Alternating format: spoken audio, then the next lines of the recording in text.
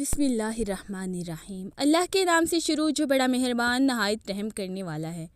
دوستو، یہ داستان ہے اس بدبخت متکبر بادشاہ کی جس نے لوگوں کو خدائے عظیم کے خلاف بغاوت کرنے پر اکسایا۔ نمرود جو آسمان کے خدا سے جنگ کرنا چاہتا تھا، لیکن ایک کمزور مخلوق نے اسے کیسے ہلاک کیا۔ 3000 سالوں بعد جب نمرود کی لاش برآمد ہوئی تو اسے لوگوں سے کیوں چھپا دیا گیا؟ طوفان نوح کے بعد بابل، نینوا، سینار اور اس کے آس پاس کے علاقوں میں انسانی آبادی پھیلنا شروع ہوئی۔ ان علاقوں میں حام بن نوح کی اولاد میں سے ایک شخص پیدا ہوا جس کا نام پوچھ تھا۔ اس کی ایک اولاد ہوئی جسے تاریخ میں نمرود بادشاہ کے نام سے جانا جاتا ہے۔ نمرود ایک طاقتور، متکبر، جابر اور بت پرست حکمران تھا۔ وہ اپنی طاقت کے زور پر اپنی عوام سے اپنی عبادت کرواتا، یعنی خود کو سجدہ کرواتا تھا اور اپنی پوجا کرواتا۔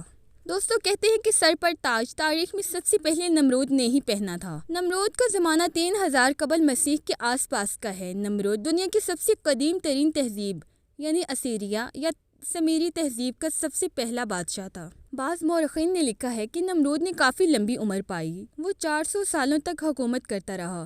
تاریخ میں نمرود کے متعلق بہت زیادہ معلومات نہیں ملتی، لیکن ہر زمانے میں محققین نے نمرود کو تاریخ کے مختلف بادشاہوں کے ساتھ جوڑا ہے۔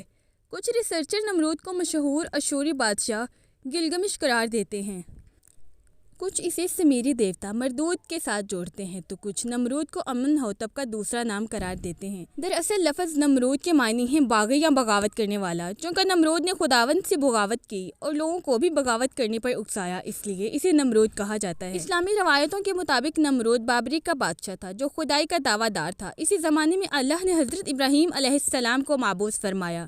آپ کا مسکن شہر بابل کے قریب کا تھا۔ جب اللہ نے آپ کو نبوت سے سرفراز کیا اور اپنا رسول منتخب کر لیا تو حضرت ابراہیم علیہ السلام نے بابل کے لوگوں کو ایک اللہ کی عبادت کی طرف بلایا، بت پرستی کے خلاف کھلے عام تقریریں کی، یہاں تک کہ ایک دن آپ نے بابل کے سب سے بڑے مندر میں رکھے تمام بتوں کو توڑ دیا۔ لہٰذا نمرود نے حضرت ابراہیم علیہ السلام کو اپنے دربار میں طلب کیا۔ نمرود نے حضرت ابراہیم علیہ السلام سے کہا کہ اے ابراہیم، بتاؤ تمہارا رب کون ہے جس کی عبادت تم کرتے ہو اور لوگوں کو بھی اس کا حکم دیتے ہو؟ تو حضرت ابراہیم نے فرمایا کہ میرا رب وہ ہے جو لوگوں کو زندہ کرتا اور مارتا ہے۔ اس پر نمرود نے کہا کہ یہ تو میں بھی کر سکتا ہوں۔ پھر نمرود نے بطور سزا حضرت ابراہیم علیہ السلام کو آگ میں ڈالنے کا حکم دیا۔ لہٰذا بابلی لوگوں نے ایک مقام پر بہت بڑا الاؤ روشن کیا۔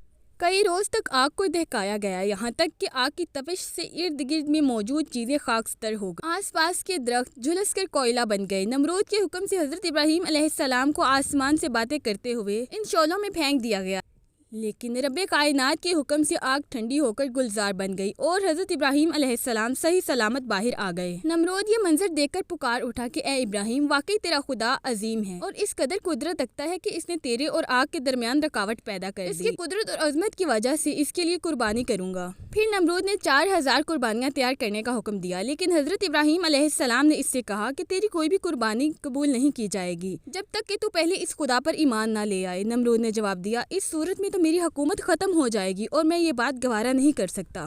بہرحال وہاں موجود کچھ عقل مند اور بیدار دل لوگ اللہ پر ایمان لے آئے۔ نمرود نے حضرت ابراہیم علیہ السلام کو رہا کر دیا اور آپ شام کی طرف ہجرت کر گئے۔ پھر نمرود نے خدا کی تلاش اور آسمان کے خدا سے لڑنے کے لیے ایک بلند و بالا مینار کی تعمیر کروائی۔ دوستو، یہ مینار بابل کے نام سے مشہور ہوا۔ کہتے ہیں کہ اس مینار پر چڑھ کر نمرود آسمان کے خدا کو للکارتا اور جب آسمان سے کوئی جواب نہیں آتا تو وہ غرور و تکبر سے ہنستا اور لوگ اس کے آگے سجدہ کیا کرتے۔ آخرکار ایک دن ایک فرشتہ انسانی شکل میں اس کے دربار میں آیا اور اسے ایک خدا کی عبادت کرنے کی دعوت دی۔ اس نے کہا کہ اے نمرود، اس خدا سے ڈرو اور اس کی نافرمانی سے بچو، کیونکہ خدا کی قدرت اور طاقت تم اور تمہاری فوج سے کئی زیادہ ہے۔ اگر وہ چاہے تو تمہیں اپنی سب سے زیادہ کمزور مخلوق کے ذریعے ہلاک کر دے گا۔ اس موقع پر نمرود نے خدا سے مقابلے کا تقاضا کیا، لہٰذا فرشتے نے اسے اپنا لشکر جمع کرنے کے لیے 3 دن کی مہلت دی۔ 3 دن کے بعد خدا کے حکم سے مچھروں کی فوج نے نمرود کے سپاہیوں پر حملہ کر دیا، جس کے نتیجے میں اس کی ساری فوج فرار ہو گئی۔ اللہ رب العزت نے ایک مچھر کو نمرود پر مسلط کر دیا جو اس کے ناک کے راستے نمرود کے دماغ میں داخل ہو گیا۔ نمرود درد کی شدت سے بے چین ہو گیا۔ جب وہ اپنے ہاتھ سے اپنے سر پر مارتا تو مچھر کچھ دیر کے لیے بیٹھ جاتا، یوں اسے بھی آرام ملتا۔ کہتے ہیں کہ جو شخص بھی نمرود کے دربار میں آتا تو نمرود اسے اپنے ہاتھ کا بوسہ دینے کی بجائے اس کے سر پر کئی جوتے مارنے کو کہتا۔ نمرود کی یہ حالت 40 سال تک رہی اور آخرکار نمرود ذلیل و خوار ہو کر ہلاک ہو گیا۔ دوستو، اس طرح نمرود کو اللہ پر ایمان نہ لانے کی سزا ملی کہ وہ ذلیل و خوار ہو کر مرا۔ اللہ سے دعا ہے کہ اللہ ہمیں اپنے احکامات پر عمل کرنے کی توفیق عطا فرمائے اور ہمیں ایمان کی موت عطا فرمائے، آمین۔